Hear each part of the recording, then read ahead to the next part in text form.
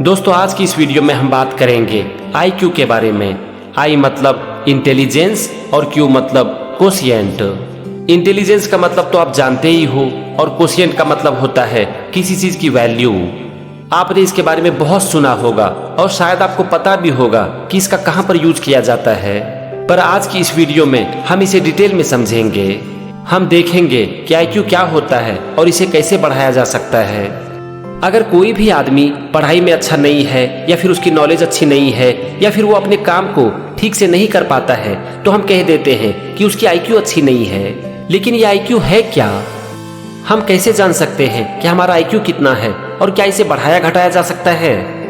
ये सवाल बहुत लोगों के मन में आता है और ज्यादातर लोग यही सोचते हैं कि जो आदमी जितना पढ़ा लिखा होता है उसकी IQ उतनी ही अच्छी होती है। लेकिन ये सच नहीं है और ऐसा हो सकता है कि एक कम पढ़े लिखे इंसान की IQ एक पढ़े लिखे इंसान से बहुत ज्यादा हो। IQ का सिंपल सा मतलब होता है आपकी रीजनिंग की कैपेसिटी, आपकी लॉजिक की कैपेसिटी, आपके डिसीजन मेकिंग की कैपेसिटी। ऐसा माना जाता है कि आपकी IQ जितनी अच्छी होगी आपकी डिसीजन मेकिंग की कैपेसिटी, आपकी प्रॉब्लम सॉल्विंग की कैपेसिटी उतनी ही अच्छी होगी।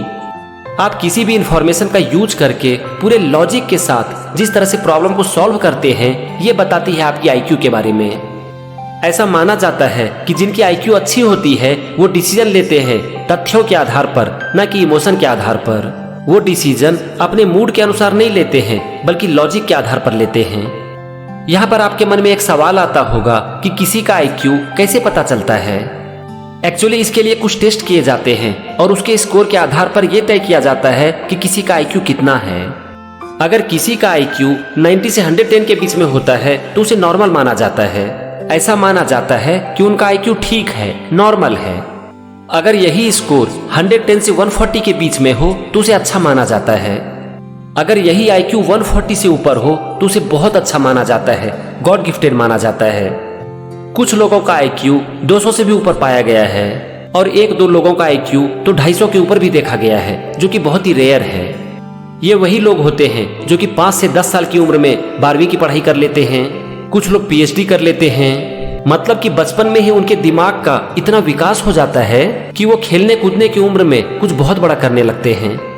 आपने कौटिल्य पंडित के बारे में सुना है, जिनकी उम्र लगभग 15 साल की है और उसे गूगल बॉय ऑफ इंडिया भी कहा जाता है। ऐसा हो सकता है कि उनकी IQ बहुत ही अच्छी हो। बेसिकली IQ के 4 कंपोनेंट्स होते हैं जिसके आधार पर किसी का टेस्ट किया जाता है और IQ स्कोर का पता किया जाता है। इसमें पहला कंपोनेंट है वर्बल कॉम्प्रिहेंशन। इसमें पढ़ने की, समझने की और कम्युनिकेट करने की एबिलिटी को टेस्ट किया जाता है। एग्जाम्पल के लिए आपसे कोई सवाल पूछा जाता है और ये पता लगाया जाता है कि आप उसे कितना समझ पा रहे हैं और उसका जवाब आप कितना लॉजिकली दे पा रहे हैं। IQ का सेकेंड कंपोनेंट है वर्किंग मेमोरी। इसमें आपकी मेमोरी को टेस्ट किया जाता है, यानी कि आप किसी भी इंफॉर्मेशन को कितना याद रख पाते हैं और उसका कितना यूज कर पाते हैं। इसका अगला कंपोनेंट है रीजनिंग, जिसमें आपकी रीजनिंग एबिलिटी को टेस्ट किया जाता है। और इसका चौथा कंपोनेंट है प्रोसेसिंग स्पीड, यानी किसी भी इंफॉर्मेशन को प्रोसेसिंग करने की आपकी स्पीड कितनी है। जैसे होता है ना कि कोई पिक्चर रख दिया जाता है और उसमें किसी भी चीज को ढूंढने के लिए कहा जाता है।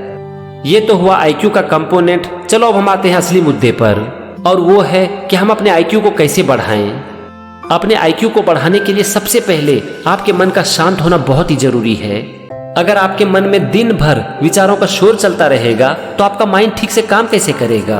आपकी सोच में क्लैरिटी कहाँ से आएगी? और जब आपकी सोच में क्लैरिटी ही नहीं होगी तो आप रीजनिंग कैसे करोगे? आपकी मेमोरी कैसे अच्छी होगी? और आप सही डिसीजन कैसे लोगे? आप देखना, जब आप किसी भी काम को शांत मन से करते हो ना तो आपको ज्यादा अच्छा याद रहता है। तो अगर आपका मन शांत हो गया तो आपकी मेमोरी अच्छी हो गई, और जब आपकी मेमोरी अच्छी हो गई तो आपकी IQ बढ़ गई। It's so simple. तो आप देखो कि आप अपने मन को शांत करने के लिए क्या कर सकते हो। आप मेडिटेशन कर सकते हो, अपने काम को कॉन्शियसली कर सकते हो, आप अपने किसी भी काम को पूरे फोकस के साथ कर सकते हो ताकि आपका माइंड पूरी तरह से एक जगह पर टिका रहे।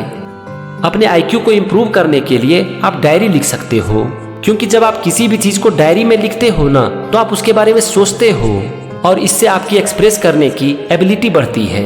अगर आप अपने डायरी को लगातार लिखोगे ना तो आप देखोगे कि आप किसी भी सेंटेंस को जल्दी जल्दी सोच पा रहे हो। अपने IQ को इम्प्रूव करने के लिए हमने 2 पॉइंट पर डिस्कस किया। अपने मन को शांत करना और डायरी लिखना। अब यहाँ पर हम एक और इम्पोर्टेंट पॉइंट को लेते हैं और वो है एक्सरसाइज। हमारे फिजिकल फिटनेस के लिए एक्सरसाइज बहुत ही जरूरी है, ये हम सब जानते हैं। लेकिन हमें ये पता होनी चाहिए कि एक्सरसाइज हमारे मेंटल हेल्थ के लिए भी बहुत जरूरी है। बहुत सारी रिसर्च में ऐसा पाया गया है कि जो लोग फिजिकली एक्टिव रहते हैं, रेगुलर एक्सरसाइज करते हैं, उनका दिमाग भी तेज होता है। उनकी memory power, thinking, reasoning ability उन लोगों की तुलना में बहुत अच्छी होती है जो कि ज्यादा फिजिकली एक्टिव नहीं रहते हैं। रिसर्च में यह भी पाया गया है कि जो लोग वर्कआउट करते हैं उनके दिमाग का एक हिस्सा जिसे हिप्पोकैम्पस कहा जाता है वो बढ़ता है और इससे उनका माइंड शार्प होता जाता है।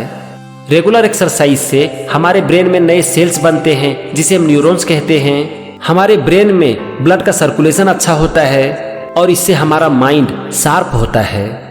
हमारे ब्रेन के लिए सबसे अच्छा वो एक्सरसाइज है जिससे कि हमारे हार्ट की पंपिंग बढ़े, यानी कि वो सारे एक्सरसाइज जिससे कि हमें पसीने आते हों।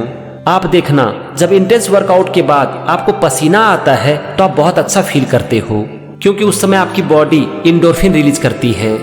फिजिकल फिटनेस के लिए नॉर्मल वर्कआउट ठीक है, लेकिन अपने मेंटल एक्सरसाइज के लिए आप वो वर्कआउट करो जिससे कि आपको पसीना आए। इसके लिए आप रनिंग कर सकते हो, एक्टिव वॉकिंग कर सकते हो, स्किपिंग कर सकते हो, जॉगिंग कर सकते हो, कोई स्पोर्ट्स खेल सकते हो, यानी कि वो सारा काम कर सकते हो जो कि आपकी हार्ट बीट को बढ़ाए और आपको पसीने आए। शुरू में आप इसे 5 से 10 मिनट के लिए करो और फिर इसे धीरे धीरे बढ़ाओ। अभी हमने बात की फिजिकल एक्सरसाइज के बारे में, अब हम बात करते हैं मेंटल एक्सरसाइज के बारे में। मेंटल एक्सरसाइज में वो सारा काम आ जाता है जिसके लिए आपको दिमाग लगाना पड़े। हमारा जो ये ब्रेन है ये एक मसल है और मसल तभी ग्रो करता है जब हम इसका यूज करते हैं।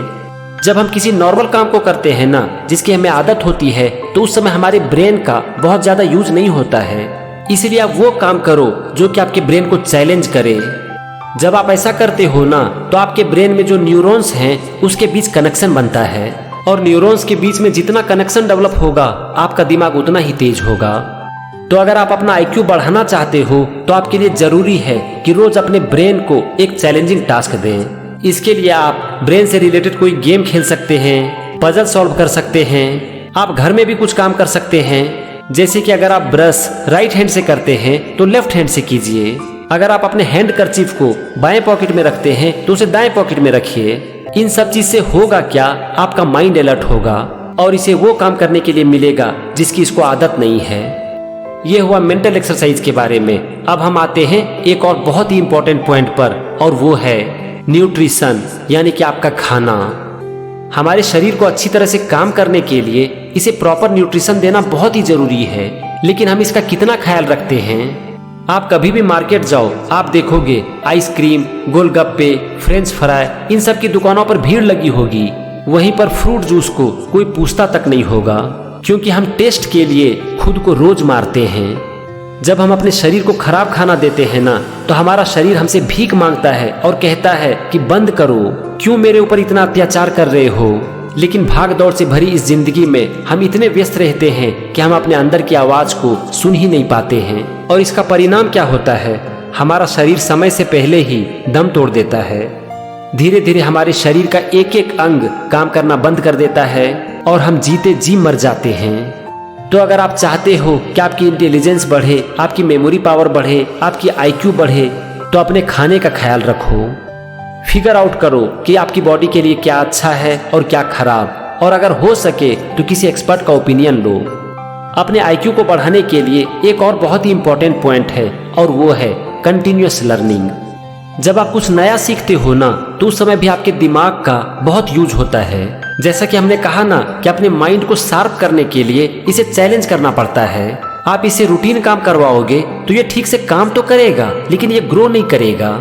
मतलब कि सिर्फ रूटीन काम करने से आपकी IQ इंप्रूव नहीं होगी। इसीलिए हमेशा कुछ न कुछ नया सीखने की कोशिश करो। सीखने का मुझे सबसे अच्छा तरीका लगता है किताबें पढ़ना। इस दुनिया में जितने भी महान लोग हुए हैं ना, उनके साथ वक्त बिताने का एक ही तरीका है, उनकी द्वारा लिखी गई किताबें पढ़ना। जब आप महान लोगों के द्वारा लिखी गई किताबें पढ़ते हो तो आप उनसे बहुत कुछ सीखते हो। आज ज्यादातर लोग पढ़ाई करते हैं जॉब पाने के लिए, और जो लोग इस तरह से पढ़ाई करते हैं वो यही सोचते हैं कि एक बार जॉब लग गई तो लाइफ सेट हो गया, उसके बाद किताब पढ़ने की कोई जरूरत नहीं है। ऐसे लोग पढ़ाई करके जॉब तो पा लेते हैं, लेकिन वो लाइफ में फेल हो जाते हैं। आप जो अपने स्कूल या फिर अपने कॉलेज में ज्यादातर किताबें पढ़ते हो ना, उसका आपकी लाइफ में बहुत ज्यादा यूज नहीं होता है। वो पढ़ाई नौकरी पाने के लिए ठीक है, लेकिन आप उसका लाइफ में बहुत ज्यादा यूज नहीं कर पाओगे। और आपके जीवन की अग्नि परीक्षा जॉब मिलने के बाद ही शुरू होती है, क्योंकि जॉब मिलने के बाद आपको बहुत सारे डिसीजन लेने पड़ते हैं और वहां पर आपके IQ का बहुत बड़ा रोल होता है, क्योंकि आपका डिसीजन आपके साथ साथ बहुत से लोगों की जिंदगी तय करती है।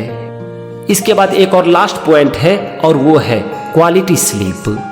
जब आपको रात में अच्छी नींद आती है तो आप एकदम से फ्रेश फील करते हो। यहाँ पर एक इम्पॉर्टेंट पॉइंट है कि हमें कितना घंटा सोना चाहिए। तो मेरा यहाँ पर सिंपल सा जवाब है कि ये आपको आपकी बॉडी बता देगी। वैसे 6 से 8 घंटे की स्लीप पर्याप्त मानी जाती है, लेकिन क्वांटिटी स्लीप से ज्यादा इम्पोर्टेंट है क्वालिटी स्लीप। और आपकी क्वालिटी स्लीप के लिए आपके मन का शांत होना बहुत ही जरूरी है। वैसे इस वीडियो में हमने जितना पॉइंट डिस्कस किया, अगर आप उसे करते हो तो इससे भी आपकी स्लीप बहुत इंप्रूव होगी। और अगर आपकी स्लीप अच्छी होगी तो आपकी IQ भी अच्छी होगी। तो फ्रेंड्स, अभी तक हमने जितना भी पॉइंट डिस्कस किया वो सब पॉइंट अभी आपके स्क्रीन पर है। ये पॉइंट है mental peace, writing diary, physical exercise, mental exercise, proper nutrition, continuous learning और क्वालिटी स्लीप। अगर आप इसके ऊपर लगातार काम करते हो ना, तो मुझे उम्मीद है कि आपकी IQ जरूर इंप्रूव होगी। वैसे ऐसा माना जाता है कि हम चाहकर अपने IQ को बहुत ज्यादा बढ़ा नहीं सकते हैं। एक रेंज के ऊपर इसे थोड़ा बढ़ाया जा सकता है, लेकिन इसमें बहुत ज्यादा चेंजेस नहीं किया जा सकता। लेकिन मैं मानता हूँ ना कि आप इस नंबर के चक्कर में मत पड़ो। आपका IQ 90 है, 100 है, 120 है, आप इन सब चीजों को छोड़ दो और सिर्फ अपने काम पर ध्यान दो। इससे आपके IQ की नंबर बढ़ेगी या फिर घटेगी ये तो मैं नहीं बता सकता, लेकिन इससे आपकी लाइफ जरूर अच्छी हो जाएगी, इसकी तो गारंटी है। तो आज के वीडियो में बस इतना ही। मिलते हैं फिर से किसी नए टॉपिक के साथ। जय हिंद, वंदे मातरम।